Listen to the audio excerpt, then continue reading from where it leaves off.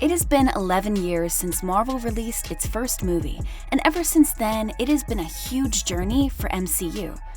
Marvel turned out to be a superhero genre dream cinema. It established the foundation of alternate universes on the screens.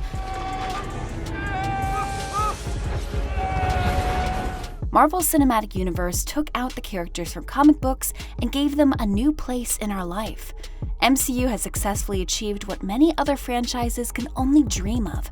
Yet, there have been quite a few ups and downs in this road to success. Marvel has now released altogether 23 movies in their first 3 phases and is set to launch its 4th phase. So today, we decided to find out which are Marvel's worst to best movies for you. Iron Man 2. Iron Man 2 suffers from trying to do too much in the span of one movie, and no one's seeming to agree on what needs to take priority. Yes, there needs to be some time given to setting up the Avengers, but Iron Man 2 does it awkwardly by introducing Black Widow, Scarlett Johansson, but forgetting to give her a character. Will that be all, Mr. Stark? Yes, that will be all, Miss Rushman. Thank you very much. It tacks on the Coulson stuff, which is still a little stiff, but Clark Gregg does his best to make it work. This is to say nothing about Tony's palladium poisoning and how it just so happens that his dad invented the one thing that could save his son's life, built it decades before his son miniaturized it, and then hid the plans in a table. It makes you wonder if Howard Stark put any other revolutionary ideas in furniture. Ant-Man. See, go! All right, Anthony, please don't drop me this time! Ant-Man feels like a film that's caught between two visions, and the vision it's settled on is the less exciting of the two. But his version of Ant-Man feels like it's been stripped down to my first heist film.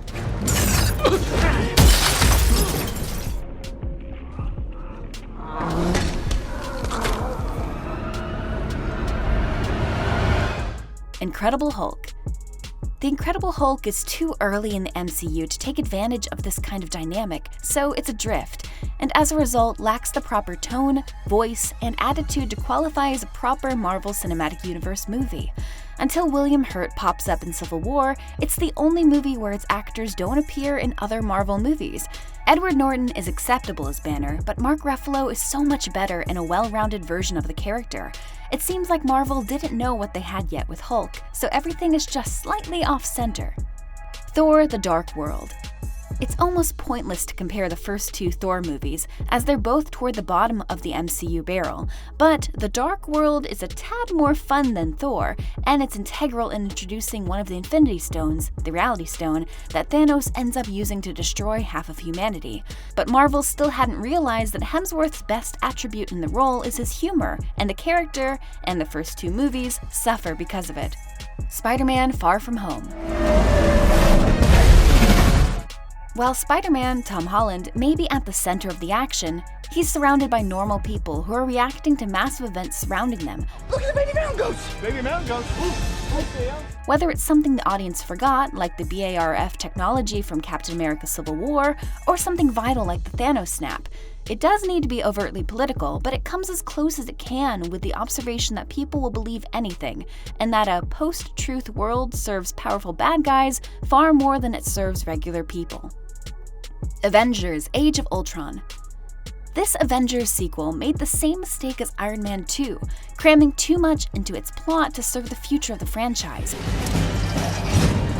The movie features some cool action sequences, notably the Iron Man-Hulk battle, but it fails to distinguish Ultron, the Avengers' biggest enemy in the comics, from other two-dimensional MCU villains, and it spends too much time setting up future movies. In hindsight, this is both the movie's greatest strength and its weakness. It lays important groundwork, but at the expense of its own narrative. Guardians of the Galaxy Volume 2. One more thing we need to complete the plan! That guy's eye! There's so much character depth in this movie, it's almost staggering. Story arcs are interwoven between multiple characters, and every scene and every line seems to have meaning behind it. And it's better to not even go into the amazing effects, editing, action scenes, and acting. If you thought the filmmakers used 70s and 80s pop music effectively in the first movie, this is another level.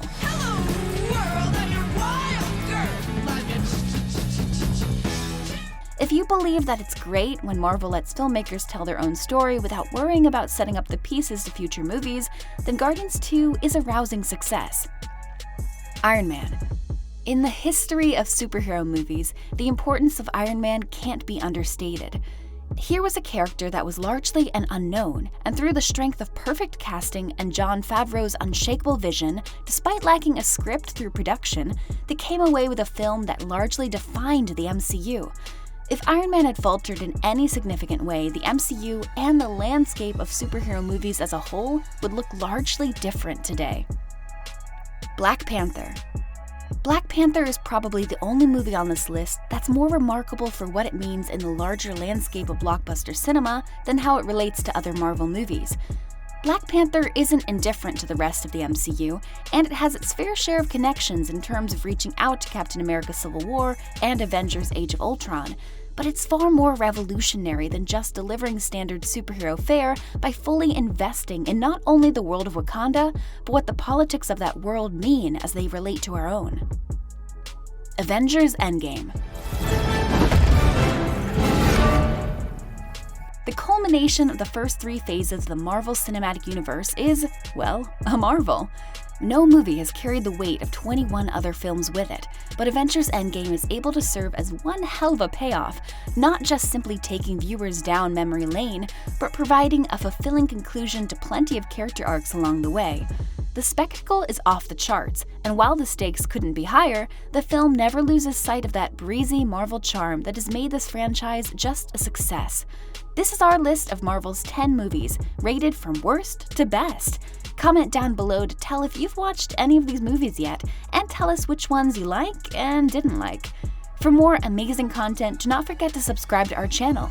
And if you like this video, don't forget to hit the like button.